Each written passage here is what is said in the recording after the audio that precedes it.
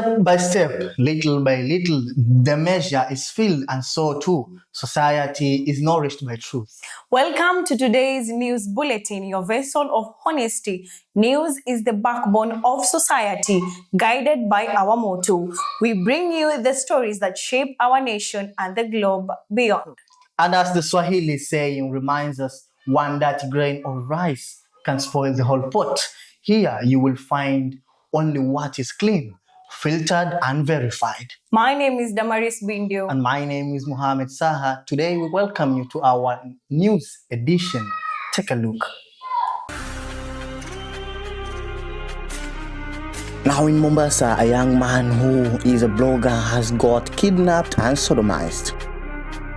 Kamadi Street in Nairobi, Central Business District, has now started getting robbed in the broad daylight. Korea, the presidential advisor, is now calling upon all leaders to brush off the painting of the Kikuyu community in the expense of the deputy president who was impeached earlier. A whole big cause of rattle in Kilifi County in SHAKAHOLA rises with the massacre this year yet again. Mombasa blogger who earlier claimed he was kidnapped and sodomized is now accusing the Witness Protection Unit for abandoning him at his point of greatest need.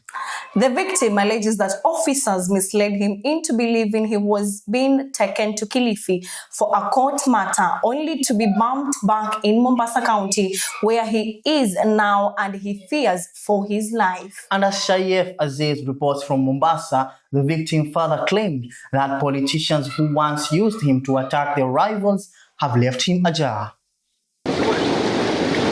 He has been in hiding for 9 months under the Witness Protection Unit in pursuit of justice that has taken him across Nairobi, Kakamega and Embu counties.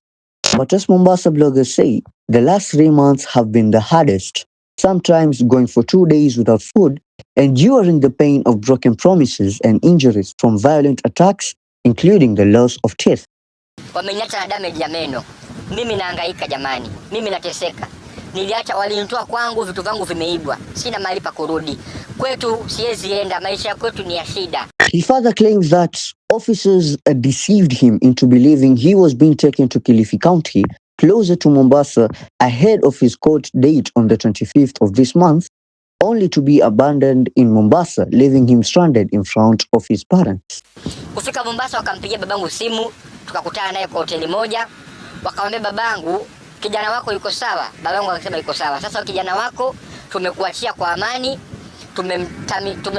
tumemtoa kwa program. The victim now blames a group of politicians, saying they used him to target the opponents with promises of protection, only to abandon him once their interests were served. Babu ya wanasiasa kunitumia.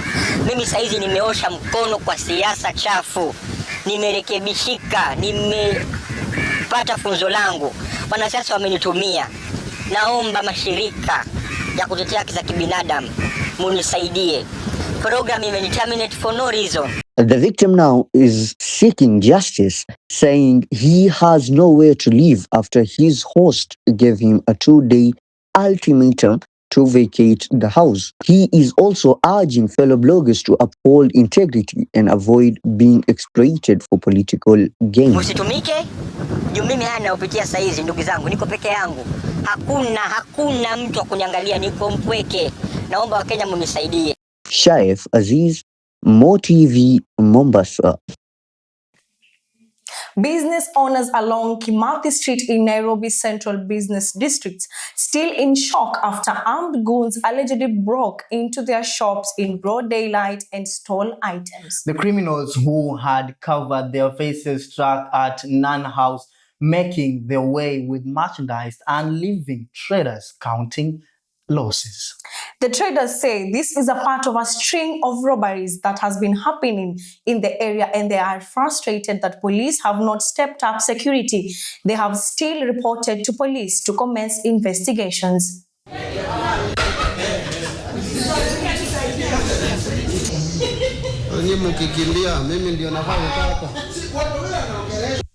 Nikasikia watu nje wakisema wanta Sasa nasimamanga karibu hapa pa mlango. Kidogo wakaingia, mmoja akanishika kininyonga na akanishikia kisu. Wengine wakarudisha milango yote wakafunga na wakaingia ndani. Na mangunia wakaanza kutoa vitu. Nikawauliza nini, wakaniambia wewe tulia. Ikawa hapo katikati ya town, pale kila mtu yuko na security iko. Tunaweza fanyiwa hivi katikati ya town pale, everything sisi tunajua tuko sasakiwa. Watu wanaingia tu wanakuja wanafanya vitu kama hizi. Former Cabinet Secretary and Presidential Advisor Moses Kuria has castigated Kenya Kwanza leaders against the advancement of negative ethnicity, warning of the bearing it will have stability of the nation. Well, Kuria at the same time called on all leaders to stop the broad-brushing painting of Kikuyu community at the expense of the impeached former Deputy President Rigathi Gachagua and instead focus on building the nation.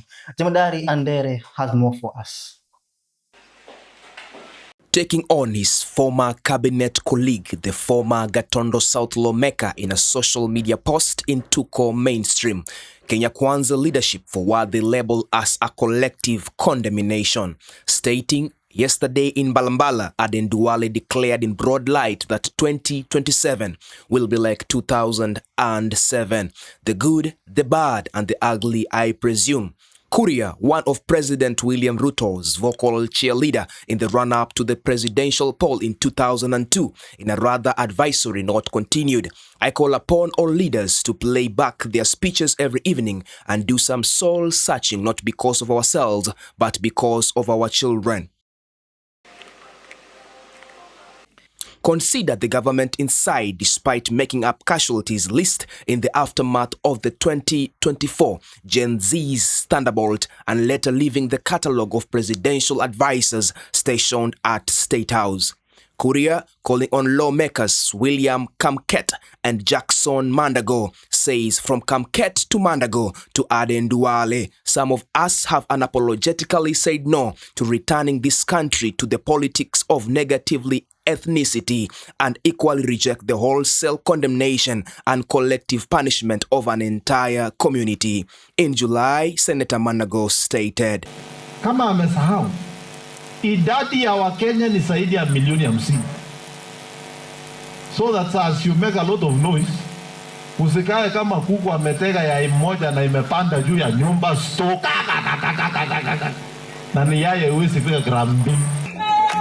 The days of entitlement is over.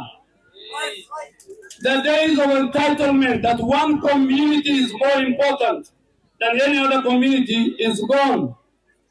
It has gone after the new constitution, after the advent of devolution. Jemadari Andere, MOTV.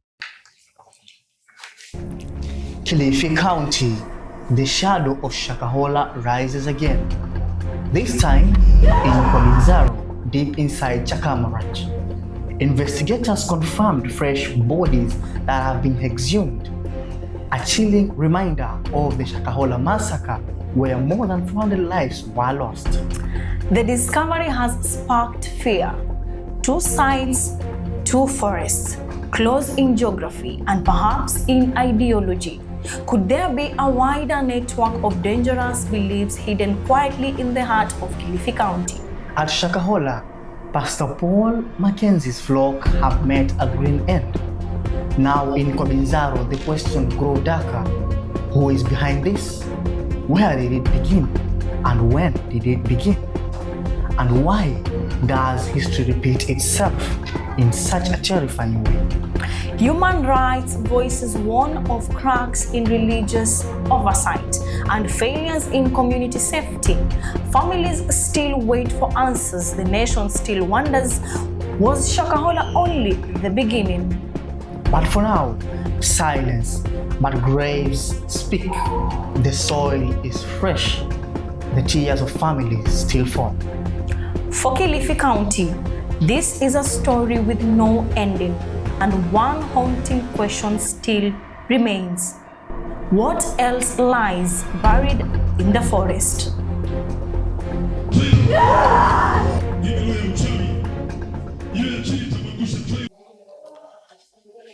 And so, as every story finds its sunset, we bring today's bulletin to a close. Remember, as Swahili, wisdom teaches. Truth may walk slowly, but it always reaches its destination. Stay informed, stay enlightened, for news is not just information, it is the lamp that lights the path of society. We break down all the momentums here in MOTV245, and that's all that we had planned for you in today's news edition. Keep watching us on YouTube at MOTV245 every Tuesday. My name is Mohamed SAHA. And my name is DAMARIS MBINDYO. This is MOTV, our story. Your story.